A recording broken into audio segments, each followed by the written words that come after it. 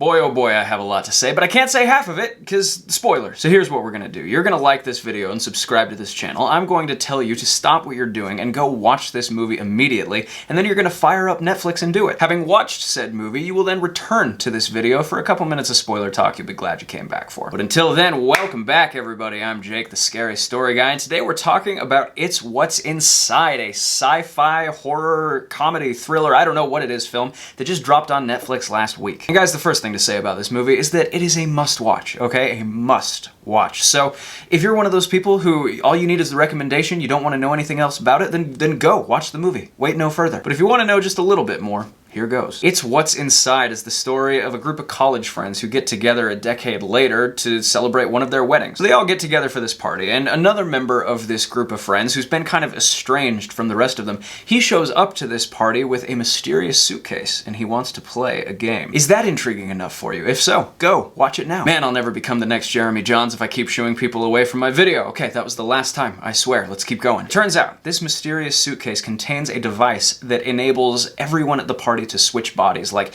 one person's mind goes into another person's body. And the game is, they've got to figure out who's in whose body once they've switched. Pretty fucking cool, right? And if you've stuck around this long in the video, you might as well stick around another couple minutes to hear me sell this movie further, because this show is a trip, man. I don't want to sound too much like a film nerd or like I even know anything about film, because if you've watched this channel, you know I clearly don't. But honestly, the first thing to talk about here is just the camera work and the editing. This is such a creatively shot movie from beginning to end. There's so much that it's doing with its transitions and angles and colors that everything you're watching feels fresh and exciting. Because the way this movie starts, it's like flashing a bunch of text messages and Instagram comments on the screen, and so you wonder, like, is this gonna go anywhere interesting? Is this just gonna be some, like, Gen Z social media bullshit kind of movie? And if you have that thought, just know I had that thought too after the first 10 minutes, but this is so much more than that. There's this really incredible thing the movie does with color, and I don't think it's spoiling too much to tell you this. One of the characters does RGB art, right? The kind of art where you just draw something, but then if you put different colored plastics in front of it, the drawing shows up differently. And that's like a meta commentary on the movie. Like, the movie is doing the same thing because, you know, they're all in each other's bodies, and so sometimes the movie will just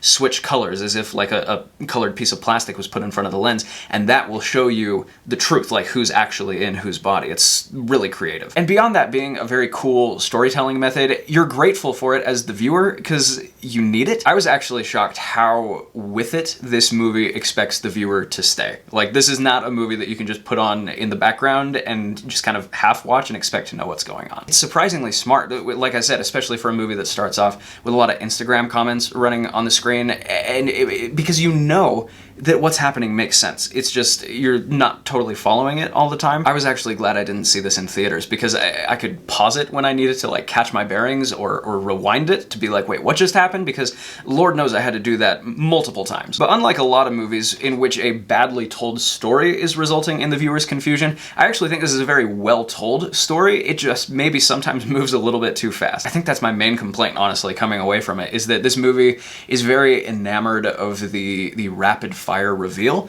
and sometimes as a viewer you just genuinely are getting lost because things are coming out way too fast. And it's not like it's a super long movie anyway, so I personally would have been fine if it had been 2 minutes longer so they could just slow some of its signature scenes down a tad. But it's a trade-off, because the fast pace really does contribute to the style, the atmosphere. You feel like you're watching something that you've just never seen before. But just a little bit slower in a couple of parts, because damn. The performances in this are great across the board, by the way. I didn't recognize any of the cast names. There was only one actress that I kind of recognized from maybe a season of White Lotus, I think.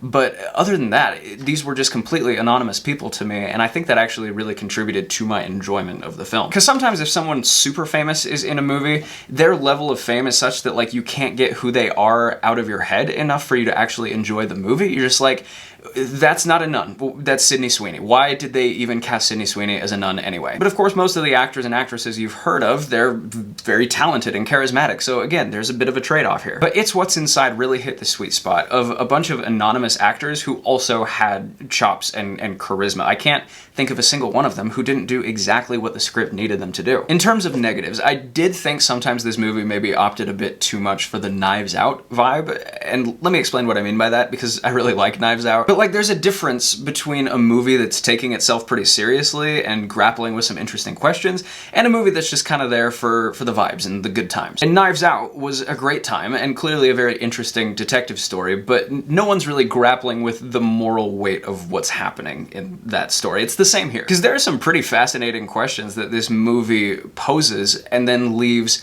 unanswered or even unexplored. And you know, that's okay, because that's the kind of movie this is. But it does just kind of inherently maybe have a bit of a lower ceiling than a different movie would that took these questions a bit more seriously. But guys, at the end of the day, this is seriously one of the freshest and most exciting movies I have seen all year. In fact, it's up there with Strange Darling for me as possibly my favorite movie, or one of my favorite movies of the year. It is such a good time. So I'm gonna give It's What's Inside 4 stars out of 5, and once again, enthusiastically recommend that you go check this out immediately. Okay, now I do want to talk some spoilers for a sec, because I saw some online discourse about the movie, right, that I wanted to touch on briefly. So if you haven't yet seen the movie and you're planning on it, this is your warning. Obviously, the first priority is, once again, liking this video and subscribing to this channel, but once you've done that, go! Spoiler talk begins now. Okay, so the main guy in this gets what I call bad boyfriend comeuppance. It's become something of a theme in movies of late. If you've seen Midsommar, you perhaps know what I'm talking about. Was he a bad boyfriend? Yes. Did he deserve some unpleasant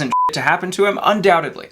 Did he deserve to be burned alive while wearing the skin of a bear? I would argue, no, he did not. But I saw a lot of posts online that were getting mad at the ending of this movie. Like, oh, this movie sucked because of the ending, because of the moral of the story, what it was trying to say. And that this girlfriend was the real villain for getting him thrown in jail because, you know, all he did was be a bad boyfriend, and what gives? You're giving her this boss bitch, you go girl moment. And I would argue with both the premise and the conclusion there, so let's break this down. First things first, this didn't really seem like a boss bitch, you go girl moment to me. I mean, the movie was clearly showing that these people had a up relationship, and this is just what happened at the end of it. I don't think a moral stance was really being taken there. So maybe we just see that differently, I don't know. But the second thing, and this is where I disagree more profoundly, is just because a horror movie gives a character a certain fate, even if it seems to delight in that fate, that's not the same thing as saying that the character actually deserved what they got. We've seen this in slasher movies from the dawn of time. Girl acts slutty, girl gets killed. We don't seriously think these movies are saying they deserved it, do we? I don't know about you guys, but I'm not looking for Cabin Fever to be the Dostoevsky of the modern age. And I'm really not looking for a movie about a bunch of college friends swapping bodies to give me some kind of ultimate moral clarity. I'm looking for a good time with a resolution that feels true to the characters, and I think that's what we got. Alright guys, that about does it for us here today. It's Scary Story Guys Central, but as always, stay tuned for more spooky content coming soon. And in the meantime, thank you for watching this video, and here's hoping you survive to see the next one.